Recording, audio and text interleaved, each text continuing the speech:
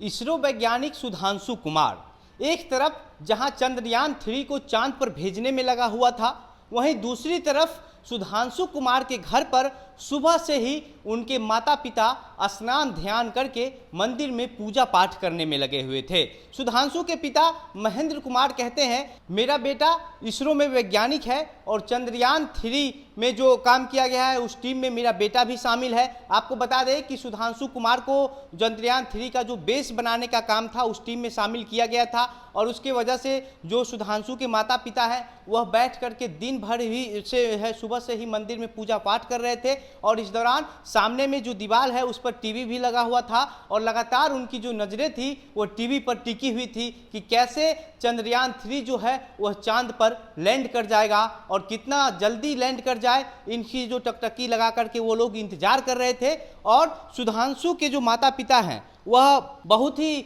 गरीब परिवार से सुधांशु आते हैं। सुधांशु का जो शुरुआती पढ़ाई है वह सरकारी स्कूल से गांव में ही हुआ है। इसके अलावा 12th तक की पढ़ाई जो है वह सुधांशु अपने गांव से ही किए हैं और इसके बाद 12th तक की पढ़ाई पूरी करने के बाद वह NIT कुरुक्षेत्र से इंजीनियरिंग करते हैं। इंजीनियरिंग करने के बाद 2019 से लेकर के 20 तक 1 साल तक की नौकरी करते हैं और नौकरी करने के बाद फिर से नौकरी छोड़ करके MTech करते हैं और MTech करने के बाद लॉकडाउन के दौरान वीडियो कॉल के जरिए उनका इंटरव्यू इसरो में होता है और इसरो में जब उनका चयन हो जाता है उसके बाद जब चंद्रयान 3 को बनाने की चांद पर भेजने की तैयारी की जा रही थी उसका जो बेस बनाने का टीम था उसमें सुधांशु कुमार को भी शामिल किया गया। सुधांशु के पिता अपने घर में ही आटा चक्की चलाते हैं और आटा चक्की चला करके ही जो है अपने परिवार का भरण पोषण करते हैं। सुधांशु एक गरीब परिवार से आते थे इसलिए सुधांशु की जो पूरी पढ़ाई है वो वहीं से हुई और गांव के लोग, सुधांशु गया के रहने वाले हैं और गया में के लोग सिर्फ सुधांशु के माता पिता ही नहीं मंदिर में बैठ करके पूजा कर रहे थे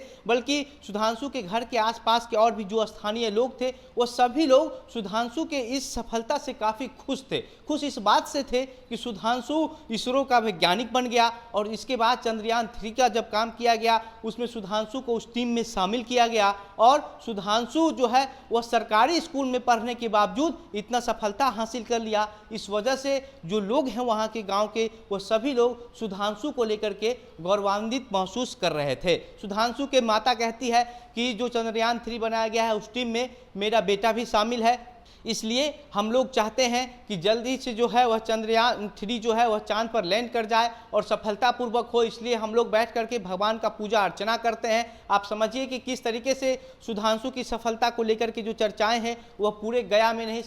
सिर्फ गया में नहीं बल्कि पूरे बिहार में हो रही है कि सरकारी स्कूल से पढ़ने वाला लड़का आखिर किस कदर मेहनत करके इस मुकाम तक पहुँचा होगा। और सरकारी स्कूल से पढ़ करके निकलने के बाद सबसे पहले तो सबसे बड़ी बात यही है कि उसको NIT मिला और NIT का कुरुक्षेत्र में जो है एडमिशन होता है, वहाँ से फिर 1 साल की नौकरी भी लगती है। फरीदाबाद में प्रोजेक्ट इंजीनियर के पद पर नौकरी लगती है और 1 साल तक अच्छे तरीके से नौकरी करने के बाद फिर उसके मन में ख्याल आता है कि वह MTech करे और चूंकि सुधांशु का पहले से ही शौक होता है कि उसको वैज्ञानिक बनना है, इस वजह से सुधांशु 1 साल की नौकरी को छोड़ करके इसरो के लिए जो है वो फॉर्म भरता है। फॉर्म भरने के बाद इंटरव्यू होता है। वीडियो कॉल पर इंटरव्यू के बाद सुधांशु को इसरो की टीम में शामिल कर लिया जाता है और अब सुधांशु के परिवार की जो स्थिति है उसको लेकर के काफ़ी चर्चाएं हो रही है कि कैसे एक आटा चक्की चलाने वाला व्यक्ति अपने बेटा को पढ़ा लिखा करके इतना आगे भेज दिया कि आज उसका बेटा जो है वह इतना नाम कमा रहा है,